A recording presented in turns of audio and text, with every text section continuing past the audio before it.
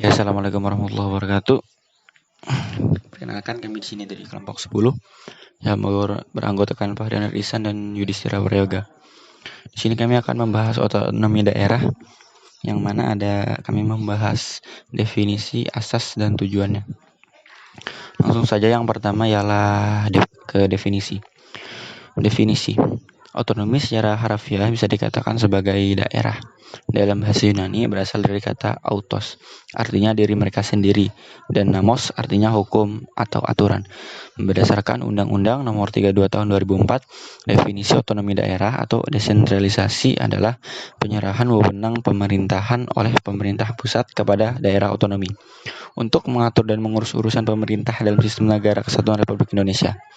Pencapaian otonomi tidak hanya dalam pemberitahuan hukum, melainkan juga kebutuhan globalisasi yang diperkuat dengan memberi daerah kewenangan yang lebih besar. Selanjutnya ada nilai dasar otonomi daerah. Nah, dalam buku Desentralisasi dan Otonomi Daerah tahun 2007 karya Syamsuddin Haris, otonomi daerah memiliki beberapa nilai dasar, yakni yang pertama kebebasan masyarakat dan pemerintah daerah dalam mengambil tindakan dan kebijakan untuk memecahkan masalah bersama. Yang kedua ialah partisipasi. Masyarakat berperan aktif dalam proses perencanaan, pelaksanaan, dan pengawasan kebijakan publik di daerahnya. Dan yang ketiga ialah efektivitas dan efisiensi. Melalui kebebasan dan partisipasi masyarakat, jalannya pemerintah akan lebih tepat sasaran atau efektif dan tidak menghamburkan anggaran atau tidak terjadinya pemborosan. Selanjutnya yang B, asas pemerintahan daerah. Otonomi daerah membawa asas dan prinsip-prinsip sebagai berikut. Yang pertama, menggunakan asas desentralisasi,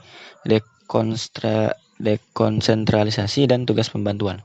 Yang kedua, penyelenggaraan asas desentralisasi secara utuh dan bulat yang dilaksanakan di daerah kabupaten dan kota. Yang ketiga, asas tugas pembantuan yang dapat dilaksanakan di daerah provinsi, kabupaten, kota, dan desa. Selanjutnya yang terakhir ialah tujuan otonomi daerah. Terdapat beberapa tujuan pemberian otonomi daerah, diantaranya yang pertama, distribusi regional yang merata serta adil. Yang kedua, peningkatan terhadap pelayanan masyarakat yang semakin membaik. Yang ketiga, adanya sebuah keadilan secara nasional. Yang keempat, adanya pengembangan dalam kehidupan demokratis. Yang kelima, menjaga hubungan yang harmonis antara pusat, daerah, dan antar daerah terhadap integrasi Republik Indonesia. Terus yang selanjutnya mendorong pemberdayaan masyarakat. Yang terakhir, menumbuhkan prakarsa dan kreativitas, meningkatkan peran serta masyarakat dalam pengembangan peran dan fungsi pada DPRD.